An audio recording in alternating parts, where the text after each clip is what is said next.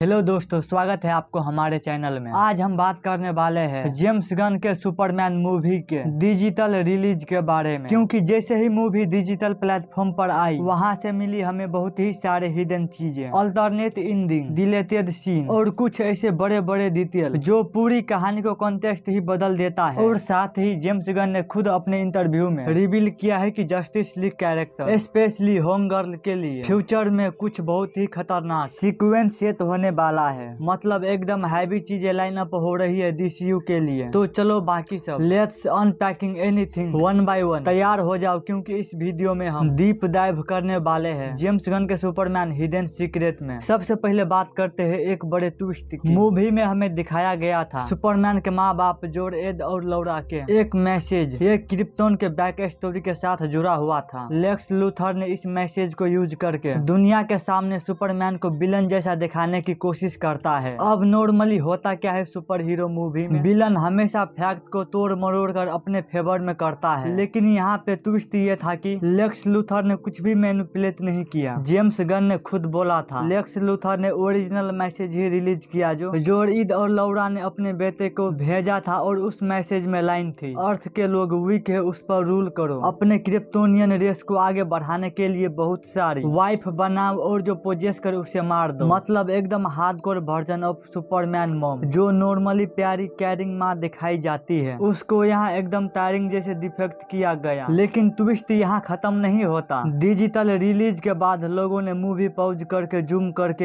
एक और डिटेल पकड़ ली। लूथर कोपर के ऑफिस में चल रहा न्यूज स्टिकर पर लिखा था कि लेक्स लूथर मैनिपुलेटेड जोर-एड्स मैसेज। अब प्रॉब्लम ये है कि जेम्स गन बोल रहा है मैसेज ओरिजिनल है और मूवी के स्टिकर दिखाता है मैनिपुलेटेड है। अब ये सवाल उठता है सच क्या है, क्या मैसेज ओरिजिनल था या मैनिपुलेटेड। जेम्स गन ने बोला हो सकता है कि ट्रांसलेशन एरर हुआ हो, जैसे गूगल ट्रांसलेशन में कभी कभी एकदम ऑकवर्ड और गलत मीनिंग निकल आती है। क्रिप्टोनियन से इंग्लिश ट्रांसलेशन में वही हुआ होगा। तो जब लौरा कहता है किल एनीवन हु पोजेस यू, इसका असल मकसद शायद था protect yourself it's same attack. लेकिन ट्रांसलेशन में जो एकदम वायलेंस लगने लगा। आप लोगों ने एनिमी के सब टाइटल देखे होंगे, कभी कभी एक लाइन का मतलब नॉर्मल होता है लेकिन सब टाइटल में ड्रामेटिक लगता है। सेम चीज यहाँ भी हो सकता है। और सबसे बड़ी बात, super girl Kryptonian language perfectly समझती है। अगर वो आई तो एकदम क्लियर कर देगी कि असली मैसेज क्या था। शायद इसीलिए जेम्स गन ने इस प्लॉट को जानबूझकर छोड़ दिया है ताकि फ्यूचर में सुपर फैमिली मूवी में ऐड किया जा सके। मूवी का असली थीम था सुपरमैन लेगेसी। सुपरमैन को बचपन से ये लगता है कि वो एक एंजल है, एक प्रोटेक्टर है जो अर्थ को बचाने आया है। लेकिन जब वो अपने पेरेंट्स का ये मैसेज देखता है तो उसे लगता है कि वो शायद एक डीमन है जो दुनिया पे राज करने के लिए भेजा गया था। यहाँ पर जोनाथन केंट का डायलॉग एकदम परफेक्ट हो जाता है। वो कहता है it's not about where you come from, it's about what you do with the ability you have. और इसी से सुपरमैन डिसाइड करता है कि वो अपने पेरेंट्स की कहानियों से नहीं बल्कि अपनी एक्शन से डिफाइन होगा। इंड में जब फॉरेस्ट ऑफ शेल्टर में अपने रोबोट गैरी को बोलता है play the Kent parents message, तो वो मूवमेंट एकदम इमोशनल प्ले ऑफ है। लेकिन अगर लेक्स लूथर ने मैसेज मैनिपुलेट किया था तो फिर पूरी कहानी का इमोशनल वेट ही बदल जाता है। इसीलिए फैंस अभी भी कंफ्यूज है। चलो अब बात करते हैं जस्टिस गैंग की। मूवी के एंड में हॉकाई गर्ल गोरखा ब्रेविया के प्राइम मिनिस्टर को कोल्ड ब्लड में मार देता है। ये एकदम शॉकिंग था क्योंकि सुपरमैन कहता है आई विल नेवर किल, लेकिन हॉक गर्ल बोलता है आई एम नॉट सुपरमैन। और फिर एक्सप्लोड। जेम्स गन ने बिहाइंड द सीन में कंफर्म किया कि इस एक्शन के बहुत ही बुरे परिणाम आने वाले हैं। ब्रेविया के इंसिडेंट के वजह से इंटरनेशनली लेवल पर बहुत ही बड़े प्रॉब्लम क्रिएट होगी। लीगल मुश्किल आएगी मैक्सवेल लॉर्ड के लिए जो जस्टिस गैंग को फंड करता है। और हाँ, पीस मेकर सीजन 2 में होम गर्ल और ग्रीन लैंथर दोनों